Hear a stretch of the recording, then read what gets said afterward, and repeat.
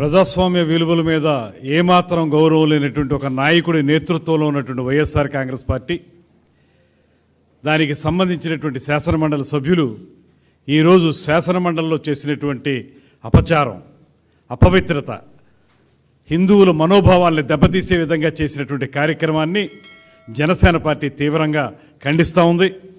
ముఖ్యంగా కలియుగ ప్రత్యక్ష దైవంగా మనం కొలుచుకునేటువంటి వెంకటేశ్వర స్వామి యొక్క చిత్రపటాన్ని పట్టుకుని కాళ్ళకి చెప్పులు వేసుకుని ఆ చిత్రపటాన్ని ఒక ప్లకార్డ్లా వాడుతూ సభలోకి తీసుకురావడం అనేదే చాలా పెద్ద అపచారం.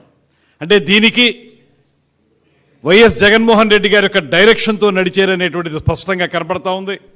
వారందరూ వచ్చి సభలో ప్లకార్డులు ప్రదర్శించినట్లుగా వెంకటేశ్వర స్వామి చిత్రపటాన్ని ప్రదర్శించి ఆ హడావిడి అయిపోయిన తర్వాత తిరిగి వెళుతూ చాలా నిర్లక్ష్యంగా టేబుల్ మీదకి ప్లకార్డులతో పాటు ఆ చిత్రపటాన్ని కూడా విసిరేసినటువంటి సంఘటన కూడా మనం చూస్తాం. అటువంటి దుర్మార్గకరమైనటువంటి విధానాన్ని తీవ్రంగా ఖండిస్తున్నాం. ఇవాళ ఈ రాష్ట్రంలో ప్రజాస్వామ్యం అంటే విలువ లేదు మీకు. దాంతోపాటు భగవంతుని పట్ల అపచారాలు చేయటం నిత్యకృత్యం అయిపోయింది మీకు. దాంతోపాటు ఇవాళ ఏ రకంగా సమర్థించుకోవడానికి మీరు ఈ రకమైన కార్యక్రమాలు చేస్తూ ఉన్నారు.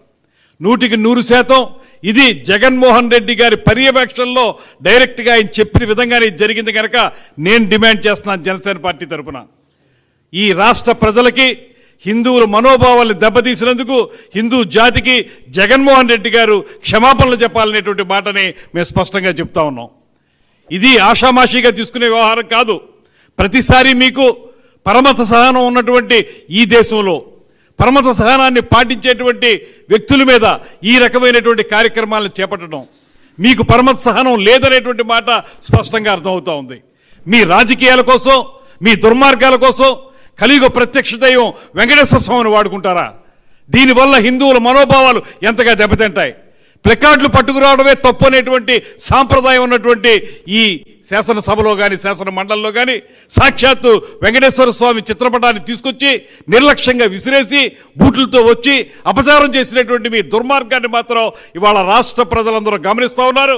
మీరు క్షమాపణలు చెప్పి బేషరతుగా మొత్తం జాతికి క్షమాపణలు చెప్పకపోతే తగిన బుద్ధి మరింతగా అందరూ తెలియజేస్తారనేటువంటి మాటను తెలియజేస్తూ ఖచ్చితంగా దీని మీద యాక్షన్ తీసుకోవాల్సిందిగా చైర్మన్ గారిని కూడా మేము కోరుతా ఉన్నాం.